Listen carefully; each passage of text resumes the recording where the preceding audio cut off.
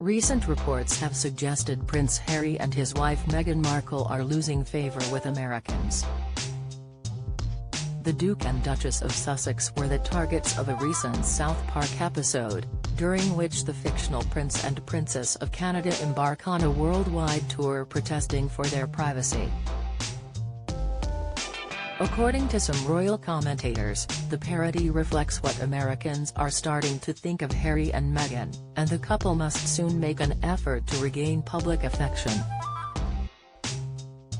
Discussing the recent South Park episode on their podcast Royally Us, hosts Christine Ross and Christina Garibaldi speculated over what might be next for the Sussexes. Ms. Garibaldi said, "This very pointed, specific, although not specific, episode about Harry and Meghan is really interesting. We talk a lot about what the British people think about Harry and Meghan versus what the Americans think about Harry and Meghan." Ms. Ross added, "Now, as an American who's living here today, this is what people are starting to think of Harry and Meghan. You wanted your privacy, but you're putting everything out there and getting mad at other people when they talk about you in the public. It's actually nice that they're taking a little bit of a step back and not doing so many things publicly. I feel like they needed to take a step back and do things a little bit more privately until they figured out their next move."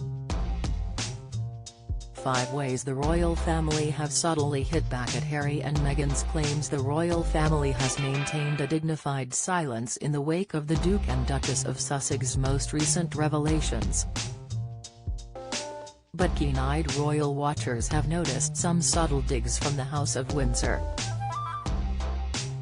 Ms. Garibaldi added, "Yeah, and we've talked a lot about where they go from here. Because really, they need to move forward with really important, impressive amounts of work.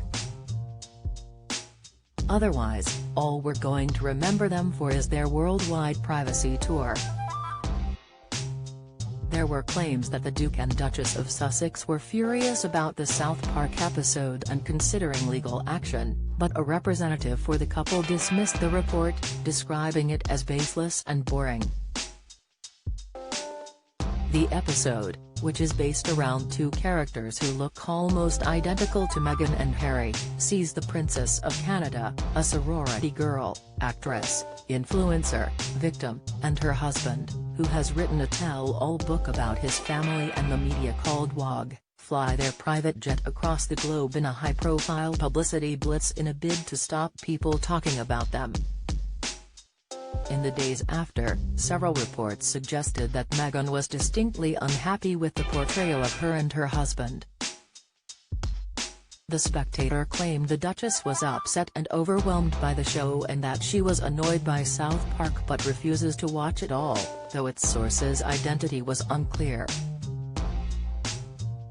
Meanwhile, royal commentator Neil Sean claimed the Sussexes' representatives were watching the series closely for any more attacks. Writing for Fox News, he said, according to sources close to the ex-royals, it appears that, like so many things with Meghan and Harry, this may have legal ramifications attached, an assertion seemingly proven wrong by the Sussex representative's comments. Their legal team are casting an eye over the episode to see what is wrong and what could be turned into something more sinister. Neither Harry nor Meghan have commented publicly on the episode and, according to a U.S. celebrity publicity expert, the wrong reaction could have negative ramifications for the couple. Expert Matt Janowski told the Daily Mirror, "Meghan Markle is divisive, and South Park is playing on that image, so it won't impact her," but claimed the episode could impact her differently if she were to lash out. Be that as it may, the Sussexes' popularity has supposedly taken a hit following the release of the satirical animation. According to a poll by Newsweek last month, Harry and Meghan are now more unpopular in the US than Prince Andrew. The Duke of Sussex's popularity has sunk 48 points since December, giving him a net approval rating of -10. While the Duchess's net approval rating has dropped by 40 points to -17. In contrast, the Duke of York was given a net approval rating of -2, suggesting he's more popular among American adults than the US-based royals. The Daily Express's royal correspondent Richard Palmer has argued that liberal America is becoming increasingly fed up with the Sussexes. He made the point during an appearance on Royal Roundup, saying, "I do think it does show that liberal America is turning against them and is fed up with their moaning, really, I suppose, to put it bluntly." While Harry and Meghan have remained relatively low profile since the publication of Spare, it is understood that the couple have big plans for the future. Artool, the Sussexes media organisation and charitable foundation, will be parting ways with two of its senior figures this year. Via a press release, Harry and Meghan thanked Ben Browning, the organization's head of content who oversaw the Netflix series, and Farrah Taylor, head of marketing, for their help with vital look-back projects. It went on to say, however, that they will now focus on projects that look forward. The couple, who signed a multi-million-pound deal with Netflix in 2020, have previously shown interest in developing romantic comedies. According to royal commentator Kinsey Schofield, a pivot from documentary projects about themselves to creating fictional series would be a smart move. "I believe producing rom-coms could be a strength," she told The Times. "I knew Meghan was disappointed over the cancellation of her animated Netflix series, Pearl, so was determined to find an alternative."